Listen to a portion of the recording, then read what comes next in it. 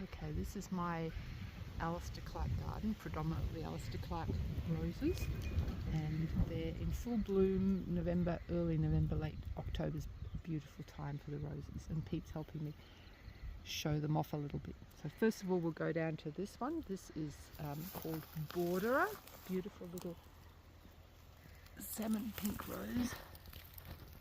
Yep, small shrub. Moving on to Restless, which is a very big, restless shrub. Zooming in on the beautiful velvety sort of little red roses, and they just continue to come right through the summer if we deadhead them.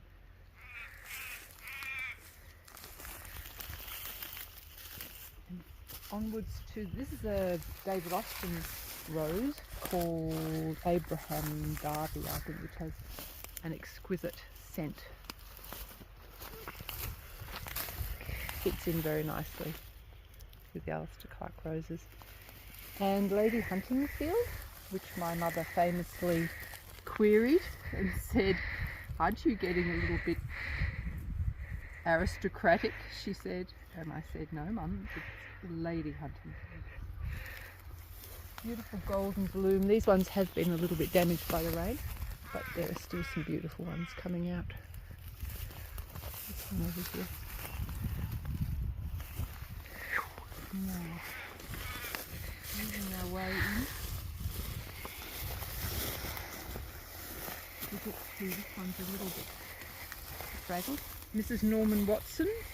Alister Clark is rather traditional. They're all Mrs.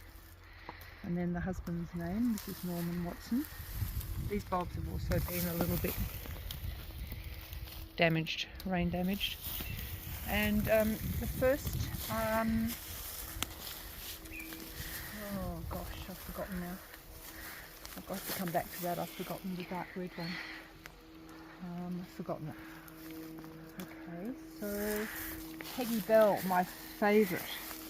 Beautiful apricot bloom. I've got 3 of these, and this one's also beautiful. But I get this strange yellow growth, I think maybe from the rootstock coming up, especially later in the season. I have this beautiful, what are they called? What are they called? Bud. Beautiful bud.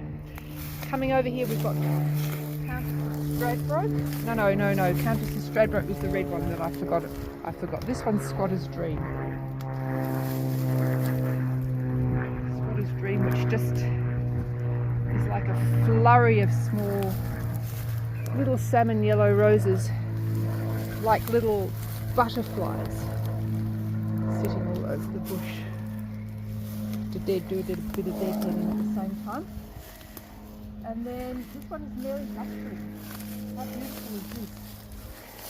Quite big apparently, because the gardener, one of the gardeners from the Alister Clark gardens, was amazed at how big it was.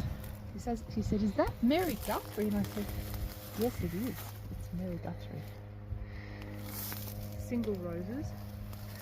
Prolific keeps flowering. And over here we have Madge Taylor. This is a beautiful, beautiful big bloom. Madge Taylor. And Helen from the Helen Curtin from the Alister Clark garden said to me, "Do yourself a favour and get a Madge Taylor." So I did, and she was right. Look at these fabulous big buds,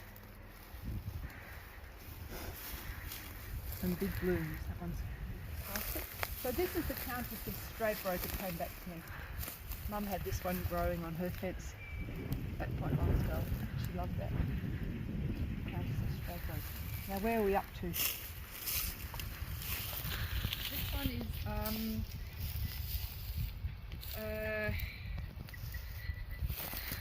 Dividend. That's it.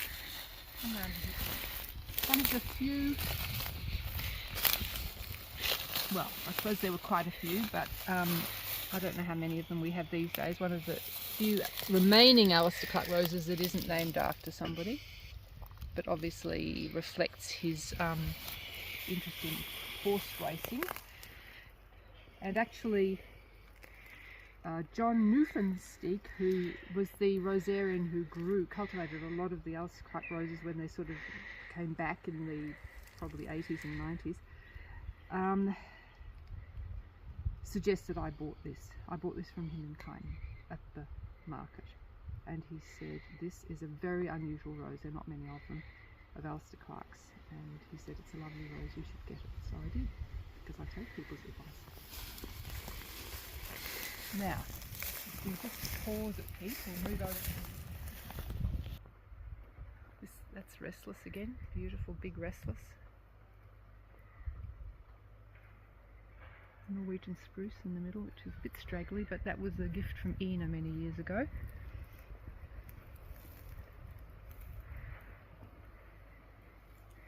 And this is not an Alister Clark rose, it's called Mary Rose, and I think it was given to me by my colleague at work, Anne Cheetham, when either mum or dad died, I can't remember which.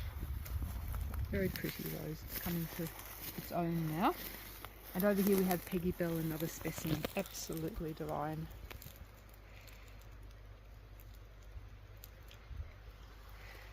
And that one, so beautiful. That's it. And then over here, I'm very happy with how Daydream is progressing. Daydream is the one at the Alister Clark Gardens that is all over the trellis work near the Bluestone Shire offices. It's prolific down there. There's a profusion of Daydream. So delicate and pretty. That one's beautiful. And then down here I have a rose that's a little temperamental, but I'm very fond of because Famwin gave it to me, and it's got the most exquisite scent.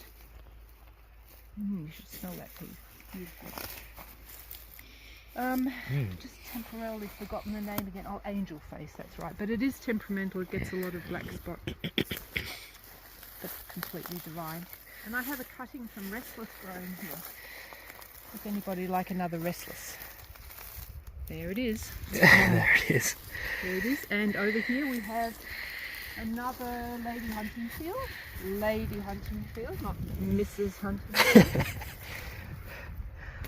Take note, Mum, wherever you are. And Lorraine Lee, of course. Now, Lorraine Lee, this plant has had a flush of flowers, which are now a little bit past it, but it'll come back and it'll keep coming. Beautiful Lorraine Lee, classic. Everybody knows Lorraine Lee. It's a great colour. Yeah. Now this is Marie van Houten, not an Alister Clark rose, but an old-fashioned rose, and always beautiful. Keeps on flowering right through the whole summer season. Exquisite. So delicate.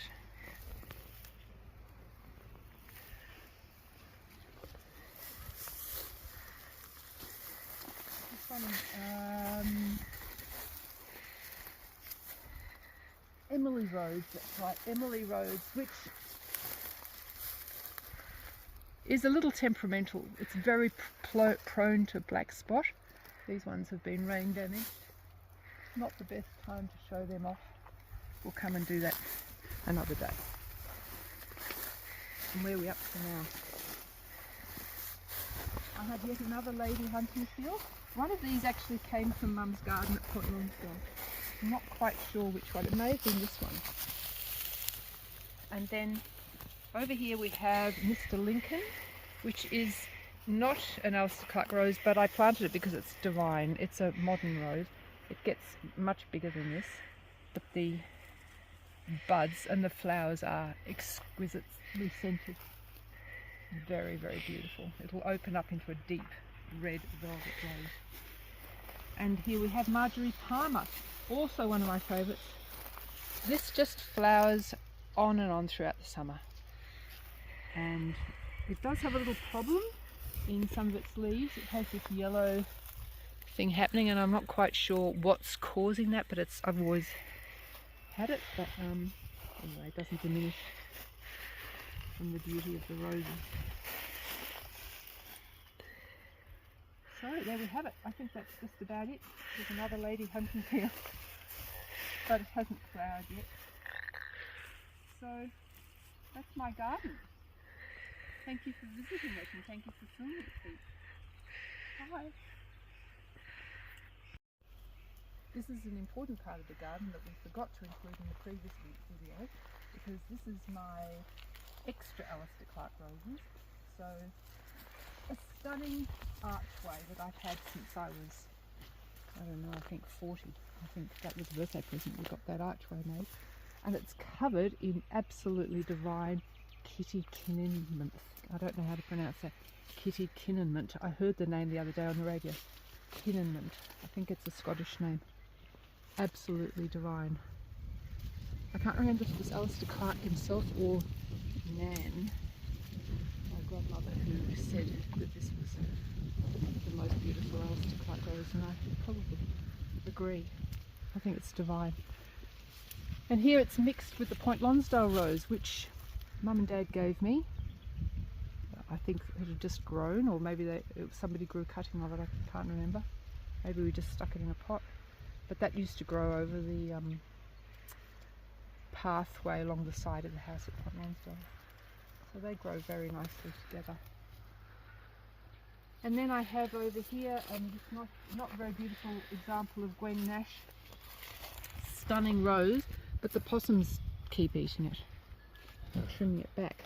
So, and if you're noticing the plaques, they weren't very successful because I did them in permanent marker, but I'm going to get rid of that, hopefully, and paint the names on again so that everybody will know for posterity what all these Alister Clark roses are. Thank you for your attention.